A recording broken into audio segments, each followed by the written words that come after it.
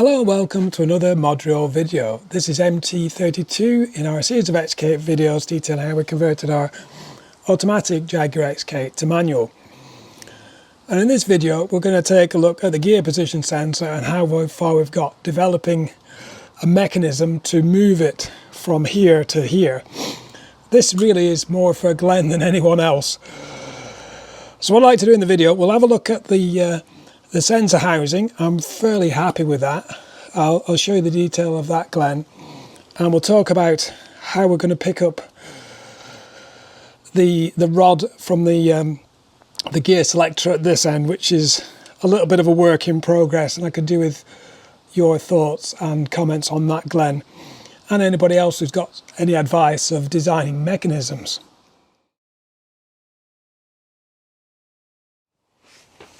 Okay then, first of all, let's take a look at these gear position sensor housing we've developed. I'll show you as much detail as I can. Okay, I think it's best if I show you how the components build up. So first of all, you've got a 2mm mild steel plate with M6 weld nuts added. Now that fits over the top of the original magnetic sensor screw holes, these M4 bolts. That's fixed on there tight. Obviously I'll put thread lock on that when we do it properly. We then have a spacer. Now why have I printed this separate to the main body? Well, when you're 3D printing it like this on the bed, and this is all got a big gap under it. Okay, you can put a support under there, but it doesn't come out very flat, so it's easier for the 3D printing to have a spacer. So pop that spacer on the top. It goes like that. Then we got the main body. So this is a housing. I've extended the front of it here to meet these bolt holes and also try and stiffen it up, allowing some room. We're using a 6mm bar, and I'm going to use some oil-like bushes in the ends to try and help it run smoothly. And that drops over the top like that. Ideally I've got a metal plate here which I'm developing that will fit over these bolts, and I'll bolt through into there. You can see, I don't know if you can see there, we've put little holes for nuts to sit in, captive nuts to sit in the 3D print there. So that will actually be bolted at the front, helping the stiffness, and also through the 4 main mounting holes. So that drops over the top. Then we got the adapter, the top adapter. Again, I could print this all at once, but we're trying to use captive nuts here again for bolting the main sensor through onto those nuts. So that sits on the top. Then the idea is you get 4 M6 bolts bolting through to the weld nuts on the bottom plate. Just going to use 2 bolts today. So you see that goes on there, and then that bolts through to the base. I'm just going to get them started. I'm not going to go all the way, tighten it all the way up. So that's how that sits. And then you got the sensor sits on the top, bolts on. There you go. And that is basically the sensor housing. I say reasonably happy. A couple of things then. So I've put the shaft lying as low as possible against the gearbox. You can see I'm just almost breaking through the 3D print there. I've also extended it out here as much as possible to put another bush in, and I've cut away the housing for the longer side of the magnetic carrier. You can see the longer side, it actually rotates about there. As this moves backwards and forwards, you need to cut away the sensor as much as possible. I've put the sensor housing as far this way as possible. It won't go any further. If lastly then we take a look at some distances, from the gearbox. So we measure here. It's roughly 65 millimeters high there. The shaft above is roughly 18. It's rolling roughly parallel. And then we got that roughly about an inch above. Obviously the bolt I can shorten here. So that's the housing. Let's now look at the other end. Information I'm getting off the rod, look, you can see here it's the whole rod is bending. I need to hold it static here and it will then turn the shaft as this moves round like that. So I need to actually create a pivot point here. I'm not sure how I'm going to do that. I'm going to have to make something coming off this hinge point round and back down. Not going to be easy that, but interested to see what you think, Glenn. This is the wire link idea.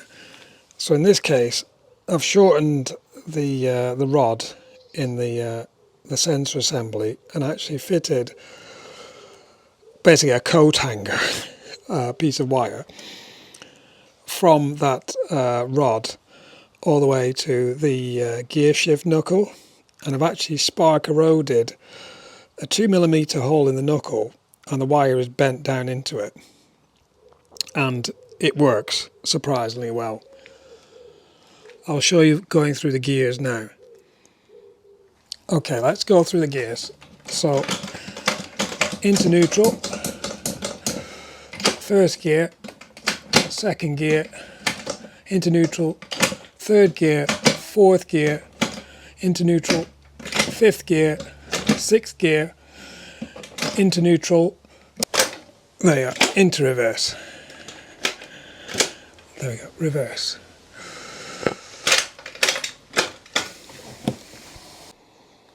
Okay, I'm doing the same, but an up-front view of the sensor. Okay, we're in neutral. First gear, second gear, back to neutral, third gear, fourth gear, back to neutral, fifth gear, sixth gear.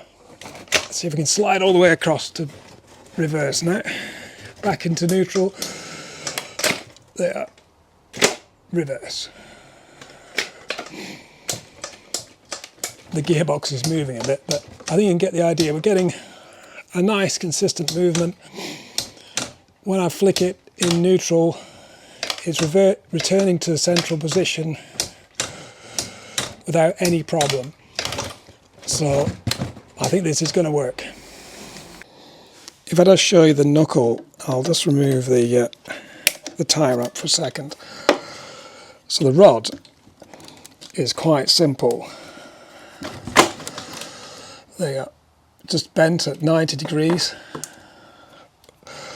So that's really simple itself. If I just remove the knuckle, oop, I got it. Watch out. I need to take this off, I'll show you. Everything's pinking off. I got it. Okay. I'll show you. So basically, I've had two goes at this hole using a spark eroder, and I think you can see the first hole wasn't quite far enough from the link hole. That was 7mm from the center. I ended up with 10. Now if we take the rod, I can see it a bit more clearly. So if I show you the rod, this it's going like this. So the first hole just about went through.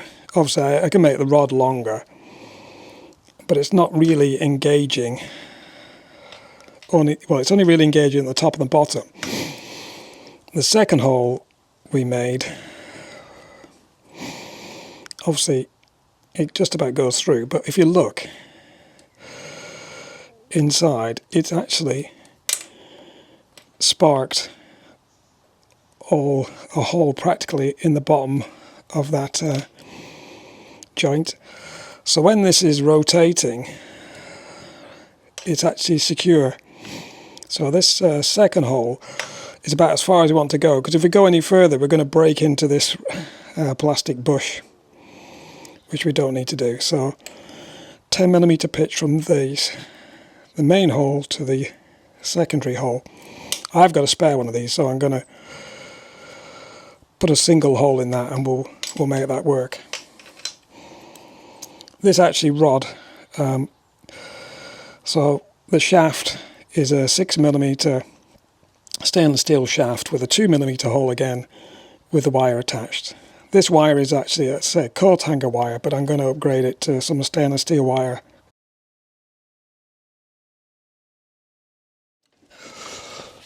Okay, there you go. I think we've solved the magnetic gear position sensor problem. Hopefully I was a bit concerned. I knew we could fix it, but I was a bit concerned about the amount of time or cost involved for anybody doing it after us. I think the solution we've come up with is relatively simple and cost effective. So you're going to be left with basically a 2mm piece of wire and a 6mm bar. Obviously you've got to buy your sensor anyway and your magnetic carrier and some 3D printed parts and a couple of laser cut parts. It's relatively simple and it's not going to cost a massive amount of money. Obviously part of the reason going for Glenn's MCM is the cost benefit. So the alternative is a standalone ECU, ripping out the current ECU. I've actually just repaired mine, so I don't want to do that. So we don't want to make this sensor solution too expensive, otherwise it negates any gains in going for Glenn's version. And I think we've done that. So we've got something relatively simple, hopefully reliable. We're going to work on that, try and perfect it. So I've got a few upgrades to the 3D printing. I'm going to print those out, get those fitted. I want to fit some brass bushes in here, oil-like bushes, which will make it run a bit smoother. And then I just want to make sure the whole thing works properly. We need to hook up Glenn's MCM and program the gear positions and make sure it picks up each one individually and reliably. So that prompts probably the next video, which will be the unboxing Glenn's MCM, and we'll try and rig up some testing of the gear position sensor. Anyway, hope you're finding this interesting. Thanks Glenn for your coat hanger idea. It's rough, but it's really clever. Anyway, thanks very much for watching. Please like, comment, share and subscribe for more XK8 videos. Bye bye. If you're interested in following the day-to-day progress of our manual transmission swap, you might want to like our Facebook page, Modurol. Also, if you're interested in the details and the specifications, gear ratio, all the fine detail, we're actually sharing it through our website, www.modurol.co.uk. So the whole idea of this project is sharing how it's done, revealing all the secrets, if you would. So we're doing that through the videos, through Facebook and through our website.